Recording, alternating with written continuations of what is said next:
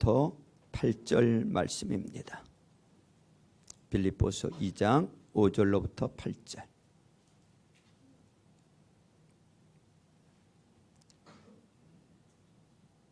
자, 찾으셨으면 우리 다 기립하셔서 오늘 나에게 주시는 말씀으로 우리 같이 합독하십니다. 시작. 여러분 안에 이 마음을 품으십시오. 그것은 곧 그도 예수의 마음이기도 합니다.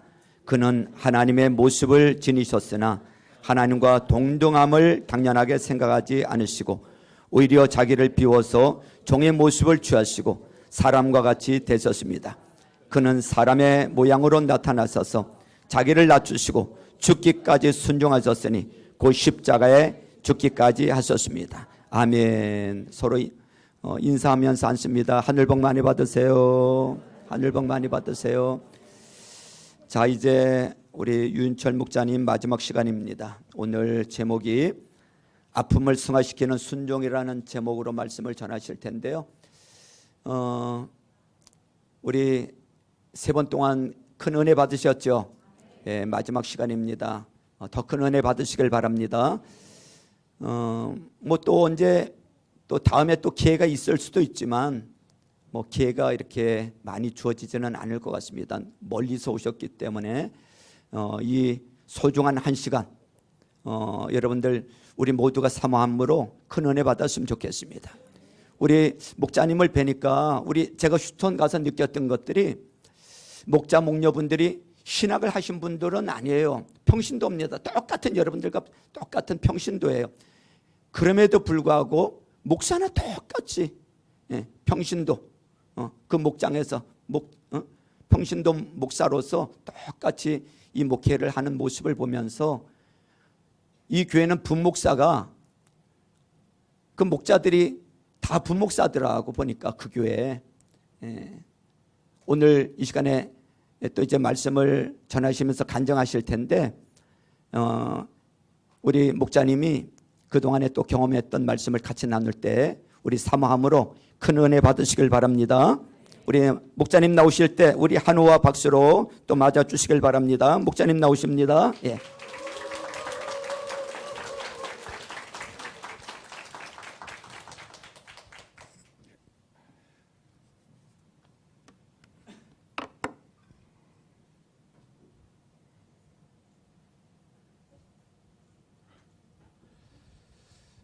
네, 물 좀 마시고 시작하겠습니다.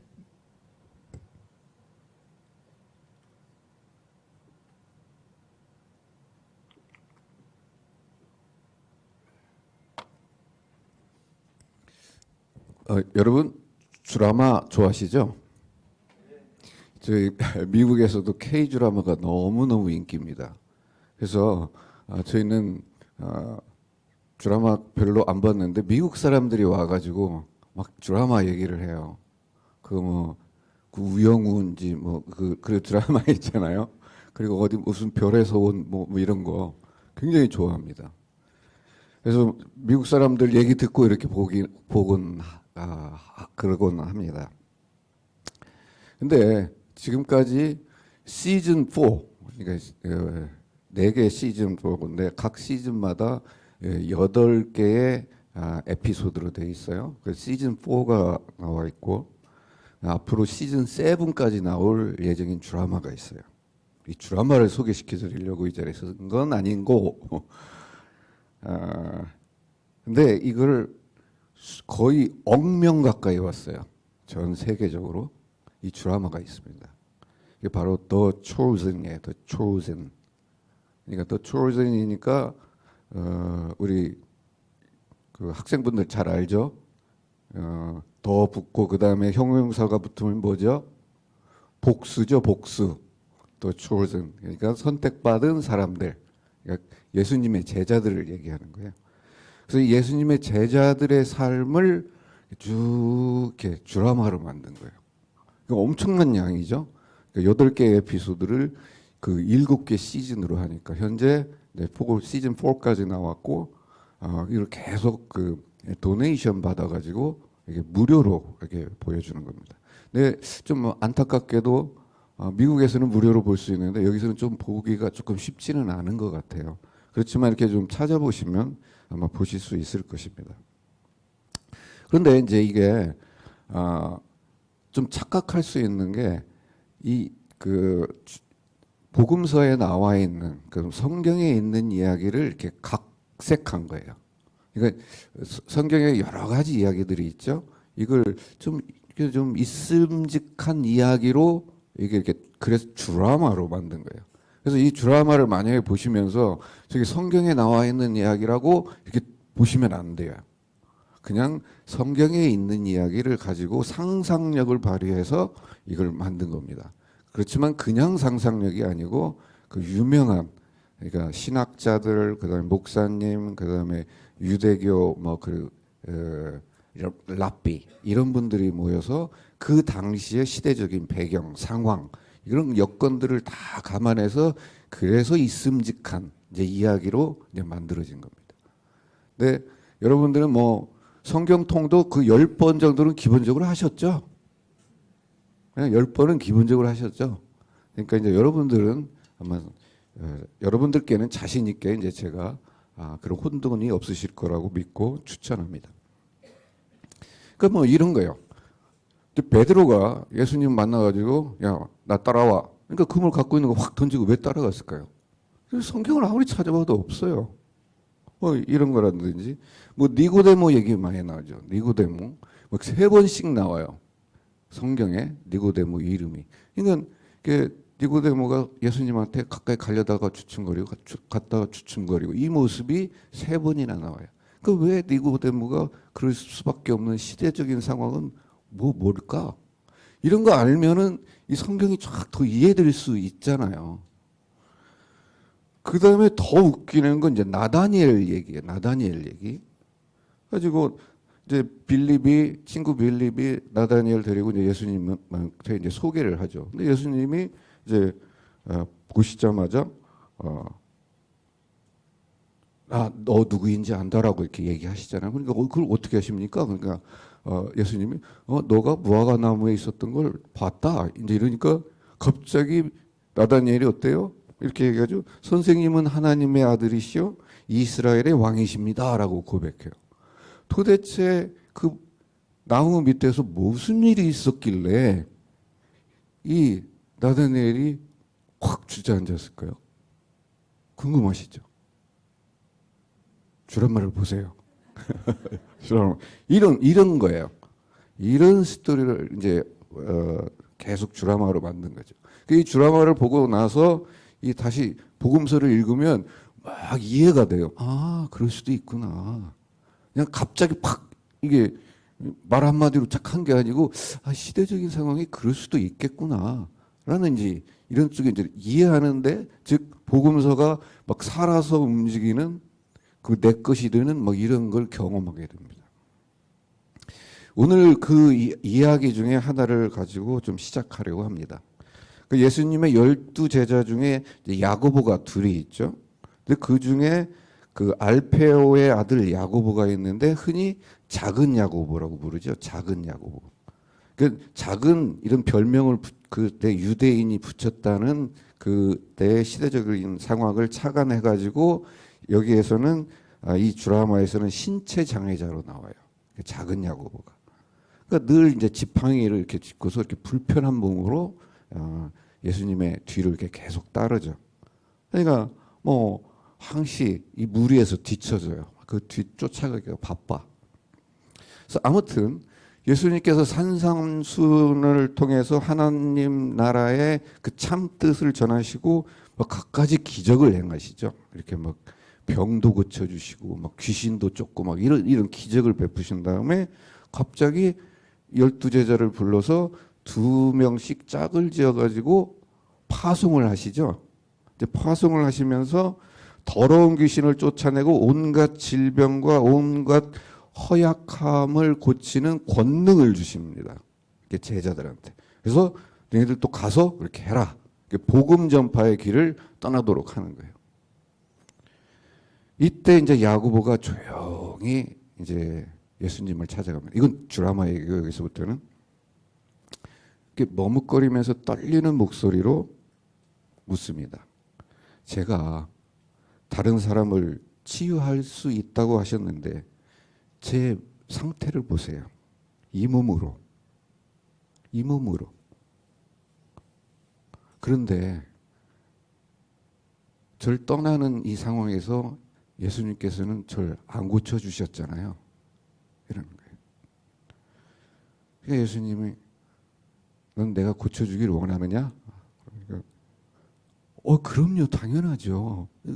그러면서 막 이렇게 화들짝 이제 놀란 표정으로 얘기합니다. 예수님 말씀하시죠. 너는 내가 너를 고쳐줄 수 있다는 걸 이미 알고 있다. 근데 여태 왜 안 고쳐주셨어요, 그럼? 근데 예수님이 대답하세요. 그것은 내가 너를 믿기 때문이다. 이렇게 얘기하세요. 만약에 지금 너를 고쳐주면 이건 하나의 그냥 좋은 이야기. 앞으로도 수십 명, 수백 명, 수천 명들이 해낼 수 있는 그냥 좋은 이야기 중에 하나로 끝날 것이다. 그런데 이 치유받지 못한 너가 가서 치유받을 사람들, 즉 이 신체적인 물리적인 한계 내에 갇혀서 그 안에 갇혀서 즉 어둠에 갇혀 있는 그 영혼들을 고쳐주는 그 사역을 너가 감당한다면 이건 그냥 굿 스토리가 아니라 그레이트 스토리가 될 것이다. 이렇게 얘기하세요. 그래서 내가 너를 지금 고쳐주지 않고 있다. 이런 거죠. 그래서 야고보는 이 고통을 지닌 채 사람을 치유한다, 다른 사람을 치유한다는 것이 얼마나 큰 부담인 줄 아십니까? 라고 다시 물어봐요. 그래, 맞다. 너가 걸어가는 모습을 보면 늘 휘청거리고 너의 외모를 보면 늘 초라해 보이고 맞다. 그러시면서 말씀하시죠. 이사야서 35장 6절에 너무 잘 아시는 거 있죠. 그때 다리를 절던 사람이 사슴처럼 뛰고 말을 못하던 혀가 노래를 부를 것이다. 광야에는 물이 솟겠고 사막에 시냇물이 흐를 것이다. 그런 거죠. 이제 고쳐주시는 것도 또 고치지 않으시는 것도 그냥 하나님의 뜻이다. 그렇지만 고치지 않음 하나님 그 아픔을 들고 다른 사람을 고칠 수 있는 그 여정의 길을 너는 지금 떠나갈 것이다. 그리고 너가 돌아올 때 들려줄 그 그레이트 스토리를 지금 생각하니 내가 너무너무 기쁘다라고 예수님이 말씀하세요. 그러니까 이제 야고보가 드디어 깨닫는 거죠. 내가 왜 고침을 받지 않고 있는지 그게 얼마나 감사한 건지 가지고 예수님을 껴안으면서 한없이 울어요. 그래서 예수님이 이제 다시 가시려다 말고 다시 돌아서서 말씀하십니다. 너는 반드시 치유될 것이다. 치유받을 것이다. 단지 시간 문제다. 이런 거죠. 저는 이 장면을 보면서 찰나이지만 야고보가 겪어야 할 그 고난, 아픔 이걸 보시고 예수님의 마음은 얼마나 아플까. 정말 사랑하는 제자. 그런데 볼 때마다 늘 안쓰러워. 이 신체 장애가 있어서. 정말 말 한마디만 하면 고쳐줄 수 있는데 이 하나님 아버지의 뜻을 따라야 하기 때문에 고쳐줄 수가 없는 거예요. 예수님이. 예수님이 얼마나 아프겠어요. 그 야고보를 볼 때마다. 그러니까 한 인간의 아픔이 하나님의 아픔하고 연결되는 이야기입니다. 이게. 저희 부부도 이제 오랫동안 지금 기도하고 있는 기도 제목이 있어요. 그러니까 오랫동안 기도하고 있다는 건 아직 기도가 이루어지지 않았다는 얘기죠. 그래서 하나님의 때는 정말 이해하기도 힘들고 분별하기도 어렵습니다. 그래서 이 이해할 수도 알아차릴 수도 없지만 믿음을 지키고 행함은 어쩌면 아픔 그 자체일 거예요. 그런데 이 아픔이 하나님과 함께하기에 의미가 있고 또 그럴 가치가 있다고 생각합니다. 나만 아프면 의미가 없죠. 근데 하나님도 같이 아파하신다면 이 아픔이 좀 의미가 있어질 거 아니에요. 즉 아픔을 서로 나누는 나와 하나님과의 이 동등한 관계죠. 아픔의 동등한 관계 안에 있는 거죠, 지금. 제가 20년 전 목자 사역을 처음에 시작하면서 제 안에 이런 생각이 들었어요. 아, 목장 식구 사랑해야 돼. 그래요? 사랑? 근데 내가 진짜 목장 식구를 사랑하고 있나? 잘 확인이 안 돼요. 물론 기도를 열심히 해. 그분을 위해서 그분이 잘 되기를, 예수님의 사랑을 알기를, 경험하기를 열심히 기도하는데 예수님이 제자들을 사랑한 것처럼 그럼 나는 목장 식구를 정말 사랑하나? 근데 그리고 또 어떻게 사랑하고 있지? 잘 모르겠어요. 정말. 그러면 목자가 목장 식구를 제대로 사랑할 수 없다면 그 목자 자격이 없는 건가? 이제 이런 생각을 하고 있었어요. 그런 고민을 하고 있었는데 어느 목장 식구에 정말 어려운 일이 있었어요. 가지고 그 기도 제목을 들고 제가 이제 새벽 기도를 시작을 했어요. 그래서 다른 사람들 그 다른 목장 식구들 기도 쭉 하면서 이제 그 목장 식구 기도를 딱 들어가요. 그럼 기도가 안 돼.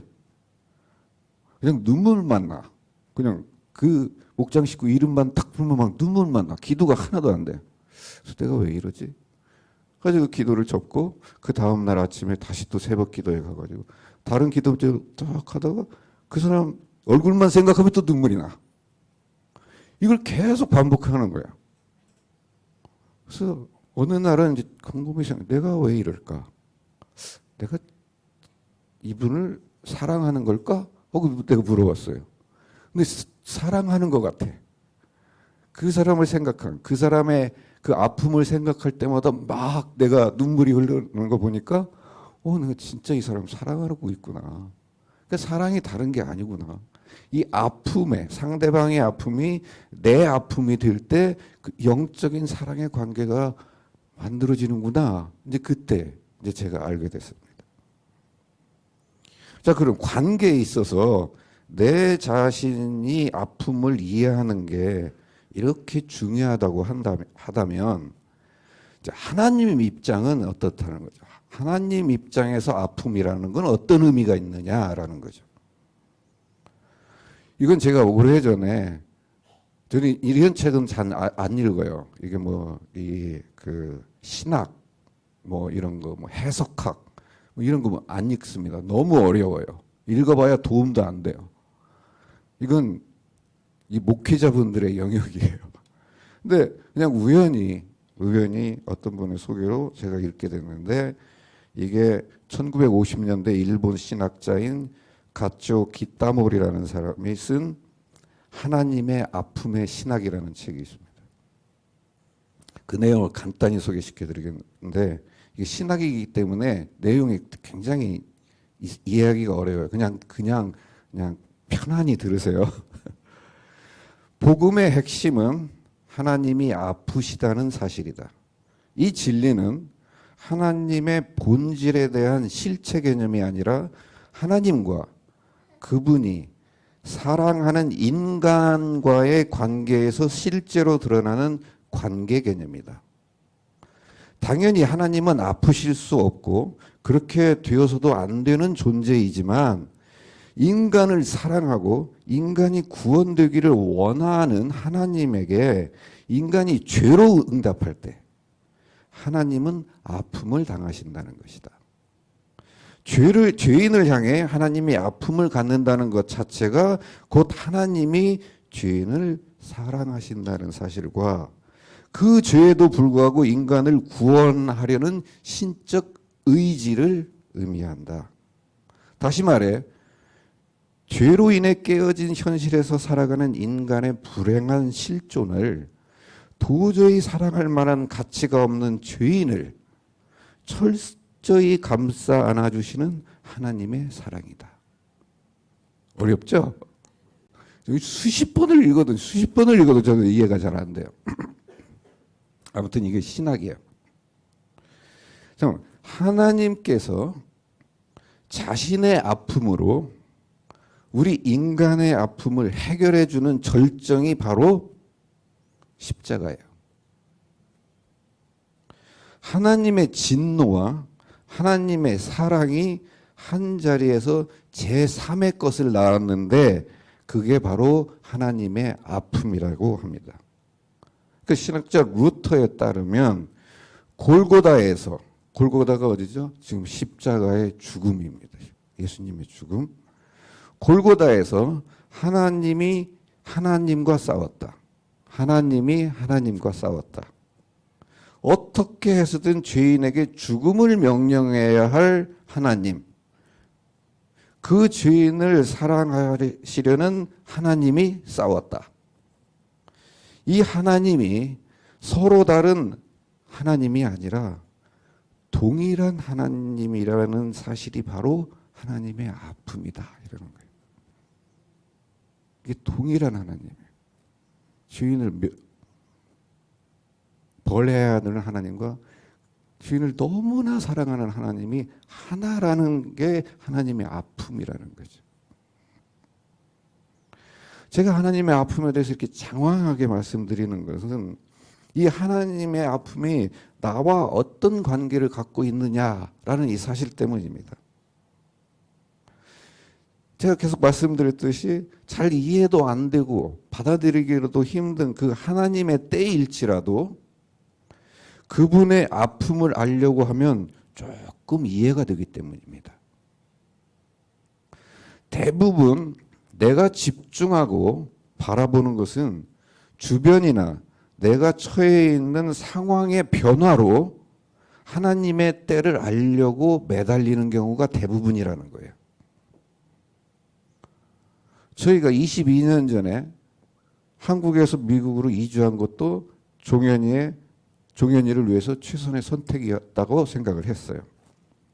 그래서 하나님의 인도하심이라고 믿었죠. 그런데 왜 22년 그때 전에 복지시설이 더 잘 돼 있는 뭐 동부나 서부로 저희 가족을 인도하지 않으시고 그 시골 휴스턴 시골이에요.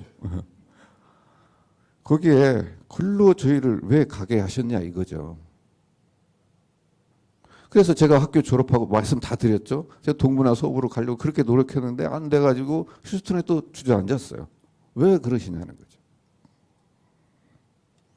종현이가 지금 장애인 혜택을 받아야 되는데 지금 15년째 웨이팅 리스트 대기자 명단에 올라와 있어서 종현이는 장애인 혜택도 못 받고 있어요.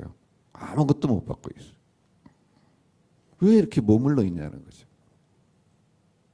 그러니까 나 자신 혹은 상황만 보면 하나님의 때는 하나도 이해가 되지 않습니다.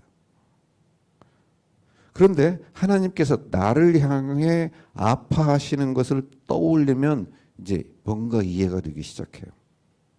하나님께서는 상황을 바꾸시기보다는 나 자신을 사용할 수 있을 때까지 이제 기다리신다는 거죠. 어제 말씀드린 거. 뭐죠? 약속과 맹세 사이에 갭이 있다고 어제 말씀드렸죠? 그거하고 유사한 겁니다. 기다리고 계세요. 하나님께서 저를 사용하실 때까지 만들어지고 길들여질 때까지 기다리고 계시는 거예요. 그래서 어떤 사람은 몇 달, 어떤 사람은 몇 년. 근데 저는 20년 넘게 지금 기다리고 계세요. 하나님이 저를 뭔가를 사용하시기 위해서. 그러면 이해가 되는 거예요. 그러면 나의 기도 제목이 안 이루어지는 게 당연하구나. 왜 하나님이 기다리십니까? 나는 이 기도 제목의 문제가 아니라 내가 지금 뭔가 하나님이 기다리시는 그 일을 향해서 할 일이 있구나 라고 그게 보이는 거죠. 그러니까 그동안 나 혼자 아파왔다고 생각을 했는데 그게 아니고 그 매 순간순간마다 그걸 지켜보셔야만 하는 하나님의 아픔. 작은 야고보를 고칠 수 있는데 고치지 않을 수밖에 없는 그 하나님의 아니 예수님의 그 입장 왜 더 큰 데 쓰시기 위해서 작은 야고보가 그 다리를 절룩거리면서 세상에 나가가지고 그 하나님의 그 영광 예수님의 그 사랑을 전할 때 사람들이 더 큰 열매가 맺어지기 때문에 그냥 지켜보시는 거죠. 그래서 이제는 하나님의 음성을 조금 제대로 듣게 되는 거죠. 사랑하는 아들아, 이 세상이 깨져 있기에 이유 없이 누구는 아프기도 하고 누구는 장애를 갖고 태어난단다. 이들을 돌봐야 할 가정이 필요하구나. 너희 부부가 맡아주려. 내가 너희를 믿고 선택했단다. 앞으로 많이 아플 거야. 근데 나도 그 아픔에 함께 할 것이다. 내가 미리 길을 열어놓았다. 안심하거라. 내가 너희를 불렀기에 너희를 통해 구원을 이루어 갈 것이다. 이 음성을 이제야 듣게 되는 거죠. 이제야. 그러니까 이제 제 영안이 뜨이는 거죠. 하나님께서는 제 기도 제목이 먼저 이루어져야 할 이유가 없으세요, 그분은.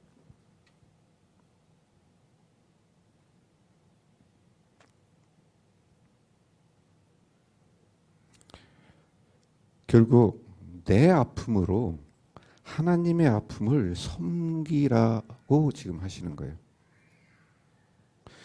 이것이 십자가를 지고 십자가의 주님을 따르는 것입니다.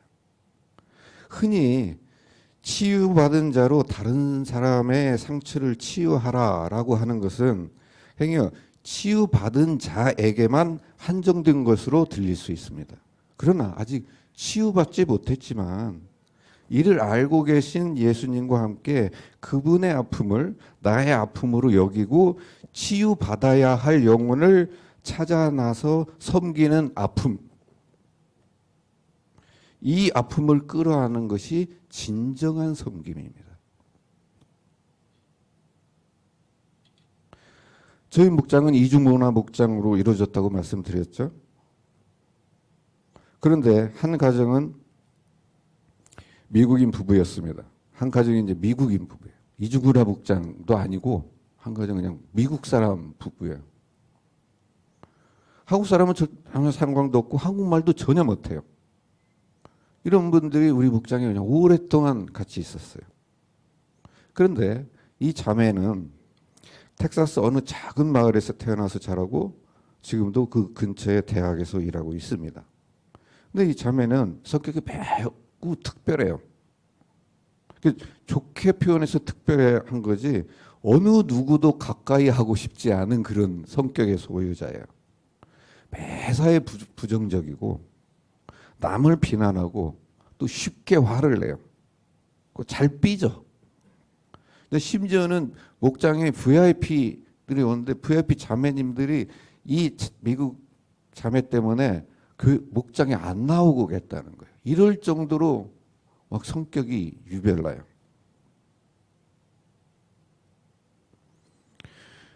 그런데 이 부부는 저희 목장을 너무 좋아하는 거예요. 그러면서 자매는 한국 음식 만드는 걸 너무 즐겨해요. 그래서 이것저것 음식을 만들어 와요. 그럼 이제 목장 식구들은 그 음식 보면서 야 맛있다, 뭐 잘 만들었네, 이거 어떻게 만들었어, 뭐 이러면 그럼 이 자매가 너무 기분이 좋은 거예요. 이제 이렇게 으쓱으쓱 하는 거죠. 근데 다른 목장 식구들의 섬김도 대단한 거죠. 그거 뭐 김치 만들어 왔는데 거기다 막 식초를 듬뿍 넣어가지고 김치를 만들어 왔으니 그게 뭐 맛있겠어요? 근데 뭐 그거 먹으면서 막 맛있다고 하는 거예요. 맛있다. 그러니까 이 자매님은 그동안 어느 공동체, 어느 친구를 만나도 이런 환대나 칭찬을 받아본 적이 없는 거예요. 근데 목장에 오면 인정해주고 알아주고 들어주고 막 조그만 것만 하면 칭찬해주고 그러니까 이게 자기가 자존감이 이렇게 생기는 거죠. 그래서 뭔가 좀 더 해보고 다른 사람을 위해서 이번에 김치 만들었으면 뭐 부침개 만들어보고 이건 그 과정이 중요한 거잖아요. 그게 맛이 있느냐 없느냐가 아니라 그 자매가 그걸 만들면서 무슨 생각했겠어요? 이거 목장 식구에 가지고 가면 목장 식구들이 얼마나 맛있을까? 이 생각하면서 만들었을 거 아니에요. 그 자신의 이 생애 전체에 한 번도 그런 걸 해본 적이 없는 거죠. 다른 사람들을 위해서 내 정성과 시간을 쏟아본 적이 없었겠죠. 근데 왜 그랬을까요? 이 자매가 10대 초반에 자궁을 다 드러내야 하는 병에 걸렸어요. 자궁을 다. 근데 그 후유증으로 이게 비만해지는 거예요. 몸이 비만이. 미국 사람 비만은 막 우리가 생각하는 비만 이 수준 이상이에요. 막 수백 킬로 나가는 거예요. 그런 외모 때문에 친구도 없고 이성 교제도 없었고 혼자 외롭게 살아온 거예요. 그래서 다른 사람의 자그마한 어떤 그런 충고나 이런 게 막 이렇게 공격적으로 반응하는 거죠. 자기 상황이 이러니까. 근데 저는 그 자매를 보면 그 아픔이 보이는 거죠. 그 평생 동안 그 낮은 자존감으로서 쌓아놓은 그 아픔이 얼마나 많겠어요. 그러면 이제 저는 그걸 보는 순간 이제 이해가 되는 거죠. 저 자매가 아무리 이상한 짓을 해도 이해가 되는 거예요. 왜? 나도 그 상황이 됐으면 분명히 그렇게 할 테니까. 그러니까 이제 감싸고 목장 식구도 이제 그 알면서 그 아픔을 이해하게 되면서 감쌀 수 있게 되는 거죠. 근데 그 아픔을 이해를 못한다? 그러면 정말 이상한 사람이 되는 거죠. 모든 이상한 행동에는 그 뒤에는 아픔이 다 있습니다. 개개인마다. 그 아픔을 아는 사람도 있고 자기 자신이 모르는 경우도 상당히 많아요. 근데 이걸 영적인 눈으로 보면 보이기 시작해요. 그 사람의 그 유별난 성격 뒤에 숨어 있는 그 아픔. 우리는 그 아픔을 발견해 달라고 기도해야 돼요. 목장 식구들을 위해서. 저 목장 식구가 나를 막해. 어제 말씀드렸죠. 그래서 상처 줬다. 상처 받았다. 이러면 그 사람을 위해서 기도할 때는 그 뒤에 숨어 있는 그 아픔을 내가 좀 찾게 해달라, 보이게 해달라고 하나님한테 간절히 기도해야 돼요. 그 기도 먼저 해야 돼요. 그러면 그게 보일 거예요. 그러면 이제 그분이 이해가 돼요. 그 다음에 이제 하나님께 소망이 생기죠. 그 아픔을 치유하실 하나님. 그래가지고 완전한 아름다움으로 본래의 모습으로 이렇게 복원시켜 주실 그 하나님을 기대하면서 그 사람을 위해서 간절히 기도하게 되는 거죠. 그래서 그런데 이제 이런 아픔, 고통 이것도 순간이면 좀 그래도 견딜 만한데 막 지속되는 아픔 이거 견디기 참 쉽지 않아요. 좀 그 이야기를 좀 하려고 합니다. 저희 목장에 이제 젊은 부부가 새로 들어왔다고 어제 말씀드렸죠. 그런데 이 부부는 서로 막 싸우기만 한다고 티격태격 가지고 결국에는 이혼했다고 그랬죠. 아무튼 저희도 그렇게 이혼까지 가는 상황에서 목자로서 참 쉽지 않았어요. 그 중간 상황에서 제가 목자로서 이런 생각도 해봤어요. 과연 저 자매가 내 딸이라면 내가 뭐라고 할까? 근데 상황과 모든 걸 이렇게 돌아가는 걸 보면은 이혼밖에 답이 없어요. 정말 어떤 다른 방법이 없어요. 이게 뭐 막 폭력적인 그런 사태까지도 가는데 어떻게? 그래서 그런데 목자라고 우리 좀 참고 견딥시다 자매님. 언젠가는 또 하나님께서 이렇게 또 회복시켜 주실 것입니다. 이렇게 얘기하는 제가 부끄러운 거예요. 속으로는 그러면서. 그러니까 제가 또 막 이게 또 깔아앉게 되죠. 목자로서 내가 뭐 하고 있나? 도대체 내가 뭘 할 수 있단 말인가? 왜 이렇게 목장 사역이 힘들고 왜 이렇게 아픈가? 이거 좀 안 아프면서 목장 사역 할 수 없나? 이런 생각을 하게 돼요. 제 아내가 잠깐 얘기를 나눴듯이 그렇게 막 제가 아파하고 있는데 그 형제가 저희를 찾아온 거예요. 우리 부부가 합치고 싶다고, 허락해달라고. 자기 부모보다도 내 허락이 먼저라는 거예요. 그때 이제 그 아픔이 막 기쁨으로 이제 막 이렇게 변하는 거지. 아, 그렇구나. 단순히 아픈 게 아니구나. 그러면서 제 그 결합, 그 혼인식이 있던 날 제가 신부 손을 잡고 탁 그 형제한테 건네주면 이게 껴안아 주니까 제 귀에다 대고 얘기하는 거예요. 고맙다. 나에게 새로운 삶을 살 수 있도록 허락해줘서 고맙다. 허락해줘서. 그래서 내가 뭐라고. 그래서 그렇게 저를 껴안는 거예요. 여러분, 이 아픔이 어제도 말씀드렸죠. 아픔하고 기쁨은 동일한 거라고. 아픔이 기쁨을 안고 있고 기쁨이 아픔을 안고 있어요. 그런데 이제 이 부부가 그렇게 가지고 이제 저희 그 목장으로 다시 왔죠. 그래서 이제 저희는 이제 기대감에 이제 다시 이렇게 또 이제 회복이 되었으니까 이제 이 가정을 이제 목자복류로 세워야지. 그래서 잘 기대감에 부풀어 있는데 이 형제를 또 직업이 타주로 이게 생긴 거예요. 아주 먼 곳으로. 그걸로 이주해 버린 거예요. 어쩔 수 없이. 그러니까 저는 또 멍해진 거죠. 아니 이렇게 잘 회복됐고 이제 좀 그런 이 가정처럼 좀 뭐 깨어진 가정들에게 소망을 줄 수 있는 이런 거. 이거 엄청난 스토리잖아요. 이 일로 인하여서 그 구원을 이루어갈 또 가정들이 얼마나 그 주변에 널려 있는데 그거 왜 사용 안 하시고 왜 또 보내시냐. 또 아픈 거예요. 목자로서. 가지고 이제 타주의 작은 도시로 갔는데 또 거기에 가정교회도 없어요. 그러니까 이 형제가, 미국인 형제가 자기는 가정교회를 통해서 신앙을 키워왔기 때문에 아무리 기존 교회를 가면 이렇게 적응이 안 된대요. 아니 교회도 안 나가. 이러니까. 이거 뭐야 이제 적응이 거죠. 교회라도 나가야 되는데. 그래서 이제 가봤어요. 저희가 가서 보니까 정말 그래요. 뭐 어떤 방법이 없는 거예요.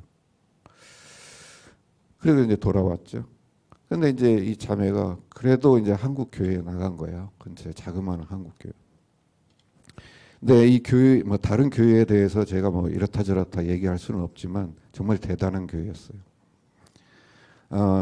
이 자매가 그래도 우리가 그 목장에서 이제 섬김 많이 배우잖아요. 그래가지고 무슨 모임만 하면 이렇게 음식 같은 걸 이렇게 만들어 가는 거예요. 우리가 보고 배운 게 그거니까. 그러면 거기서 다른 분들이 화를 내요. 이거 해오지 말라고. 네가 해오면 다음에 내가 해야 되는데 왜 그러냐고. 이렇게 화를 내는 거예요. 심지어 이 그 교회의 그 리더십에 있는 사람들은 목사님이 뭘 새로 시작하려고 그러면 가가지고 목사님 그거 하지 마세요. 힘들기만 합니다. 이러는 거예요. 목사님한테도 그래요. 그 목사님이 어디 무슨 교육 받으러 간다면 교육 내용이 뭡니까? 읽어보고서 우리 교회 이거 필요 없어요. 힘들어. 이거 가지 마세요. 이런 정도야. 이런 얘기를 듣고서 야, 그 교회는 아니다. 이건 싹수가 없다. 그러니까 그 교회 가지 말고 다른 교회 가라 제발. 근데 그게 남아가지고 계속 있는 거예요. 그래서 참 희한하다. 근데 그러고 있는데 이제 올 초에 목회자 세미나를 이제 저희가 이제 합니다. 올 초에 목회자 세미나를 하는데 거기 이제 참석하신 이제 목사님, 사모님 리스트가 쫙 있는데 그 교회 목사님, 사모님이 그 리스트에 있는 거예요. 아니 깜짝 놀라가지고 그 이제 그 자매한테 연락을 했죠. 이거 어떻게 된 거냐? 동명이인이냐? 아니래, 맞대. 우리 목사님, 사모님이래. 그래서 얘기를 들어보니까 가서 남들이 뭐라고 하든 말든 그냥 또 다음 몸에 또 음식 가져가고 또 구박받고 또 음식 가고 또 구하고 이걸 계속 한 거야. 그러다가 이제 그 교회에서 이제 전교회인 그 무슨 야유회 같은 걸 했나 봐요. 그러니까 이제 거기 그 왕언니들이 거기 있죠. 네. 왕언니가 이제 우리 그 자매를 불러가지고 자매 일로 와봐. 저기 자네 잡채 하나 해와. 이제 이런 거예요. 가지고 이제 야유회가 딱 시작되는 당일날 아침 전 교인이 다 놀래버린 거예요. 이 자매가 들고 온 것 때문에 전 교인이 먹고도 남을 그 잡채를 막 이 동아리 뭐 이것처럼 막 서너 개를 갖고 나타난 거예요. 그러니까 전 교인이 놀래고 자기들은 이렇게 접시 하나씩 가져갔거든요. 근데 여기는 막 뭐 이렇게 그렇게 섬긴 거예요, 형이. 그러면서 목사님 만날 때마다 가정교회가 얼마나 좋은지. 사람들한테 가정교회 해야 된다고. 그렇게 막 설득하고 다닌 거예요. 전 안 되니까 이제 목사님 사모님 이제 그 비행기표를 다 사들여가면서 그냥 가셔야 된다. 이러니까 교인도 말릴 수가 없는 거예요. 저 사람이 비행표 사를 보내는데 뭐라 그래요? 뭐 그러라 이제 이런 거예요. 그렇게 해서 참석한 거예요. 근데 이분들이 이제 가정교회에 대해서 전혀 모르고 있다가 가정교회를 이제 접한 거죠. 근데 어느 날 뜬금없이 그 리더십에 있는 분 중에 하나가 뜬금없이 그런 거예요. 그러면 나 평신도 세미나에 한번 가볼까? 이런 거예요. 가지고 막 그 반대했던 그런 사람들이 다 모아가지고 이제 평신도 세미나를 간 거예요. 이분들이 가가지고 깨달은 거예요. 자매가 뭘 했는지. 그러니까 세미나를 통해서 강의로 이론으로 들은 거를 이분들은 이미 경험을 통해서 한 거예요. 그러니까 팍 이해가 된 거예요. 아, 이게 가정교회를 이래서 하려고 하는구나 이해가 된 거예요. 그래서 이분들이 만나가지고 우리 가정교회 합시다. 이제 이렇게 된 거예요. 그래서 이제 원형 목장을 만들어가지고 그 리더십이 중심이 돼가지고 이 젊은 부부 우리 목장 출신 그 부부를 이제 데려다 여기 유경험자니까 데려다가 이제 원형 목장을 지금 막 하고 있는 거예요. 몇 달째. 그러니까 한 자매의 이 헌신, 그러니까 순종을 따른 헌신을 하게 되니까 그 교회가 깨져 있는 교회가 막 지금 막 일어서고 있는 거예요. 근데 그 교회가 그 문제 많은 교회, 뭐 싹수가 없는 그 교회라고 그랬죠. 그 교회도 아픔이 있는 거예요. 아픔이. 그 교회도 어느 작은 도시에 있다 보니까 누가 이제 새로 와가지고 뭐 그게 프로그램 같은 거 시작해. 막 시작하면 교인들이 열심으로 해. 그럼 이게 좀 부흥을 하는 거예요. 그러면 딱 들고 나가. 부흥을 하면. 이걸 몇 번을 경험한 거예요. 그러니까 성도들이 누가 뭐 새롭게 시작하자 그러면 이제 그 생각 못 나가는 거예요. 아픔이 쌓여 있는 거예요. 아픔이 쌓여. 그래서 그렇게 반대했던 거예요. 새로운 거 하지 말라고. 그런 정말 자기 아픔에 이게 그 갇혀가지고 아무것도 안 하고 있던 그런 교회가 이게 지금 그걸 깨고 막 일어서는 그런 과정에 있는 거예요. 한 자매의 순종으로 인하여서. 여러분도 지금 그걸 하고 있는 거예요. 여러분 한 사람의 순종이 그렇게 한 교회를 이렇게 세우게 되는 거죠. 우리 교회만이 아니라 이 교회를 이제 바라보고 있는 약한 교회들이 또 있어요. 그 교회들이 저 교회 죄송합니다. 싹수가 노란 줄 알았는데 뭔 일이야? 웬일이니? 막 이런 거죠. 그 이제 시작선상에 여러분이 계신 거예요. 이게 아픔을 이제 승화시켜야 돼요. 아픔을 끌어안고 있으면 아무것도 못하는 거죠.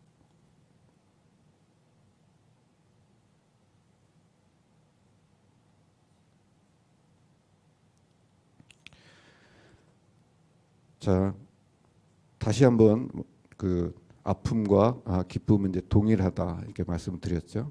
이제 그거는 그 전으로 돌아가서 말씀드린 죄인을 사랑하시는 하나님, 벌하시는 하나님과 주인을 사랑하시는 하나님이 이제 동일한 하나님이시라는 거하고 똑같은 거예요. 아픔과 기쁨이 이제 동일하다는 거는, 같다는 거는. 이제 그런 맥락으로 이제 하나님의 아픔과 나의 아픔을 이렇게 조명해야 되는 거죠. 그래서 하나님께서는 인간의 죄로 계속 반복합니다. 첫날부터 하나님께서는 인간의 죄로 인해 깨진 이 세상을 회복하시는 것이 본인의 대사명이라고 말씀드렸죠. 그걸 본인이 그냥 다 하시는 게 아니라 우리를 통해 그 대사명을 좀 이루어가기를 원하시고 우리를 지금 초청하신 거예요. 여러분과 나와 이 교회를 초청하신 거예요. 내 대사명을 이루어라. 어디를 향해? 어제 말씀드린 새 창조를 향해. 깨어진 세상의 회복의 완성을 향해서 가는 거죠. 근데 깨어짐 안에는 항상 아픔이 있다는 거죠. 그래서 그 아픔을 이해하지 못하면 이걸 끌어안을 수가 없다는 거죠. 그 아픔을 끌어안는 순간 이 아픔이 기쁨이 되는 거예요. 계속 아픔은 있지만 기쁨이. 왜? 하나님이 함께 하시니까. 하나님이 내 아픔을 알고 계시고 그 아픔을 같이 지금 겪고 계시니까 얼마나 기쁜 거예요. 저희 교회에 어느 목사님이 계세요. 혈액암 투병을 오랫동안 하고 계세요. 정말 오랫동안. 근데 이분이 자기 목장의 VIP들한테 이렇게 얘기해요. 나는 아파서 이 병으로 인하여서 수지 맞았다고. 이렇게 얘기해요. 왜? 내가 이렇게 아프지 않았으면 하나님을 이렇게 간절히 간구하지도 않았을 거고 하나님께 이렇게 매달리지도 않았을 거다. 그러니 얼마나 나 수지 맞았냐 이렇게 얘기하는 거예요. 그게 아픔과 기쁨이 지금 이렇게 같이 그 안에 있는 거잖아요. 하나님이 보시면서 뭐라고 하시겠어요? 뭐라고 하시겠어요? 하나님. 참 대견하다. 그러니까 저는 옆에서 간절히 기도하게 되는 거죠. 하나님, 이 목자님의 간증으로 인하여서 지금 영광 받으시고 있죠. 그러시면 이제 고쳐주세요. 간절히 기도하는 거예요. 그분을 위해서. 물론 고쳐주시는 것도 그러지 않으시는 것도 그분의 뜻이에요. 그건 절대자이니까. 우리가 그걸 가지고 왈가왈부할 수 없어요. 그렇지만 우리는 기도할 수 있는 거죠. 그 아픔을 끌어안고. 이 아픔을 이해하게 되면 이 모든 우리의 사역, 과정 중에 일어나는 각종 그런 질문들, 실망들, 낙심, 이게 이겨낼 수가 있는 거죠. 지금은 저렇게 싸우고 있지만 하나님께서 이 과정을 통해서 이렇게 치유하고 계실 거야. 지금은 저렇게 먼 곳으로 떠났지만 언젠가는 또 만나게 하실 거야. 지금은 저렇게 작은 교회에 가서 막 싹수가 노란 교회에서 저러고 있지만 그 안에서 하나님이 일하실 거야. 이걸 제가 미리 알았더라면 제가 그 20몇 년 동안 그렇게 아파하고 막 이렇게 괴로워하고 이러지 않았을 거 아니에요. 그 아픔을 이해하면서 얼마나 기뻤겠어요. 그래서 하나님의 아픔을 이해하는 것이 너무너무 중요하다는 거죠. 그러면 우리의 영안이 딱 뜨이는 거죠. 나의 기도 제목이 왜 안 이루어지는지 딱 이해가 되는 거죠. 왜? 이미 나의 기도 제목은 하나님께서 응답하셨다는 것을 알게 되니까. 그러면서 이렇게 그 일을 지금 행하시고 계신다는 걸 보게 되는 영안이 되니까 뜨이니까 이렇게 기쁨이 되는 거죠. 그래서 요한복음 3장 16절 여러분 너무나 잘 아시죠? 하나님께서 세상을 이처럼 사랑하셔서 외아들을 주셨으니 이는 그를 믿는 사람마다 멸망하지 않고 영생을 얻게 하려는 것이다. 이건 우리 인간에게는 엄청난 축복이고 은혜이지만 하나님에게는 이 창자가 뒤틀리는 아픔이라는 것입니다. 왜죠? 죽음으로 갈 수밖에 없는 외아들을 내주는 그 하나님 아버지의 그 마음이 이 창자가 뒤틀리지 않겠어요? 왜? 우리 인간을 위해서. 이 아픔을 제대로 이해하는 게 이 복음의 실체라고 합니다. 이 복음의 실체.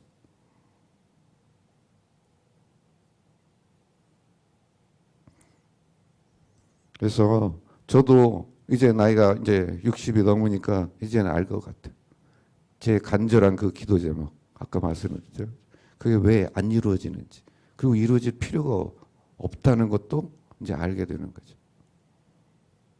왜? 하나님께서, 그리고 아까 주라마에서 얘기했듯이, 그러니까 trust, 그러니까 믿기에 이제 선택한 거죠.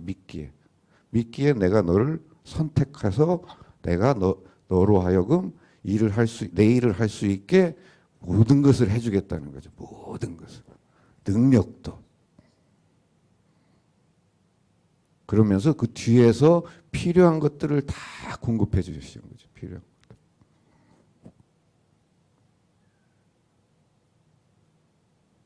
그래서 좀 마무리를 하겠습니다. 지금 여러분과의 그 3일간의 만남, 저희도 너무너무 기쁘고 또 즐겁고 또 마치 이렇게 새 출발을 하시는 그 신랑 신부들 같으세요.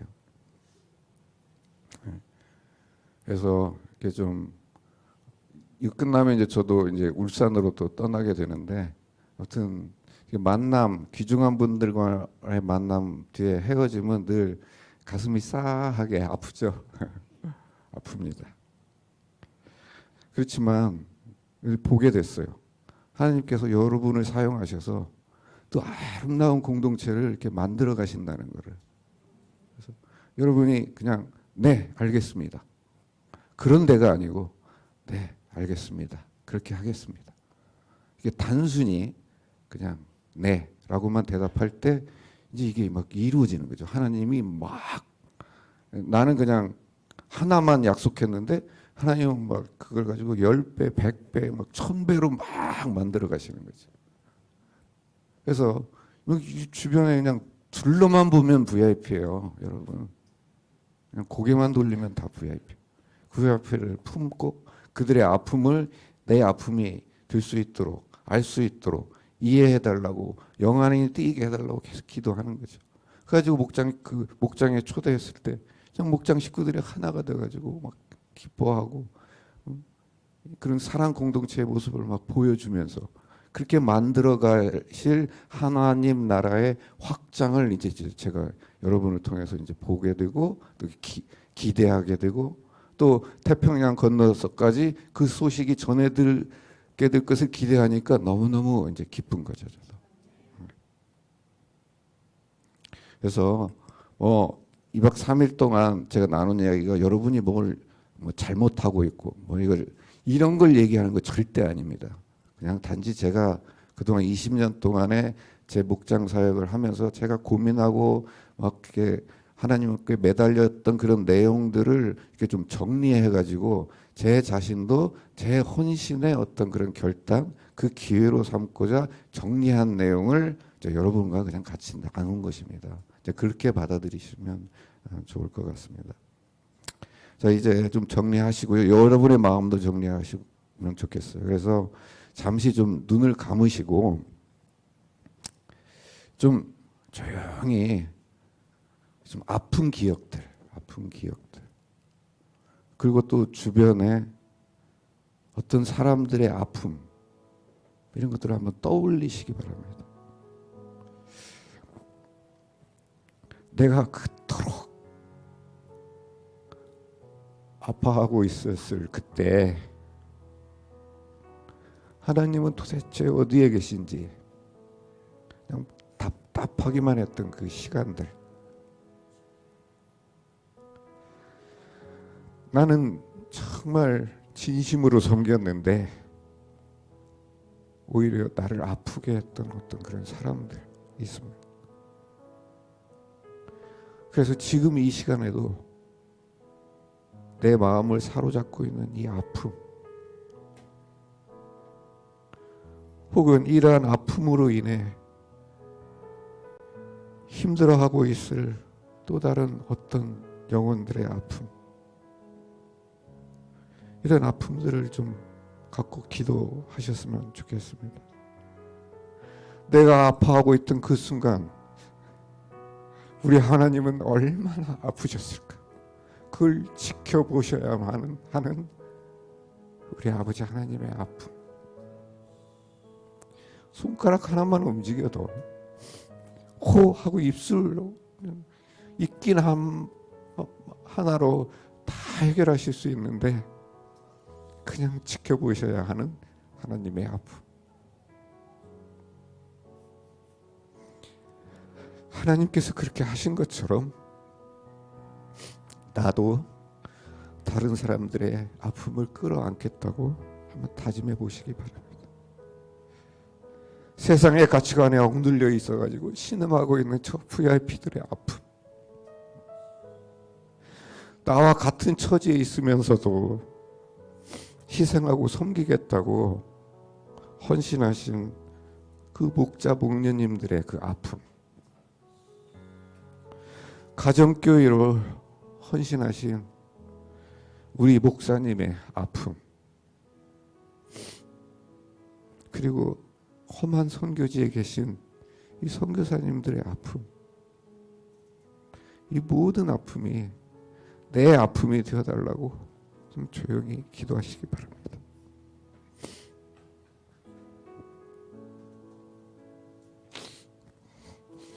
아버지, 저희는 인간이기에 늘 내 중심일 수밖에 없었습니다. 그래서 나만 아프고 나만 힘들고 나만 고통의 자리에 있는 것처럼 생각하면서 늘 하나님께 불평하고 매달리고 눈물 지었습니다. 그런데 그 시간 동안 내내 하나님께서는 늘 같이 아파하셨고 또 기다리고 계십니다. 그걸 알 수 있게 하여 주시옵소서. 그 하나님의 아픔이 나의 아픔이 되어서 나보다 더 아파하는 사람들을 찾아 나서는 그 길을 갈 수 있도록 도와주시옵소서. 만나게 하여 주시옵소서. 정말 밖에는 이 세상에 정말 악한 영에 갇혀 있어서 자신이 신음하는지도 모르고 살고 있는 저 가엾은 영혼들이 있습니다. 우리 그들을 품고자 하옵나이다. 주여, 내가 가지고 있는 어떤 자존심, 그동안에 내가 교회에서 해왔던 어떤 그런 위치, 이거 뭐가 중요합니까? 그냥 목자 목녀의 그 마음을 갖기를 원합니다.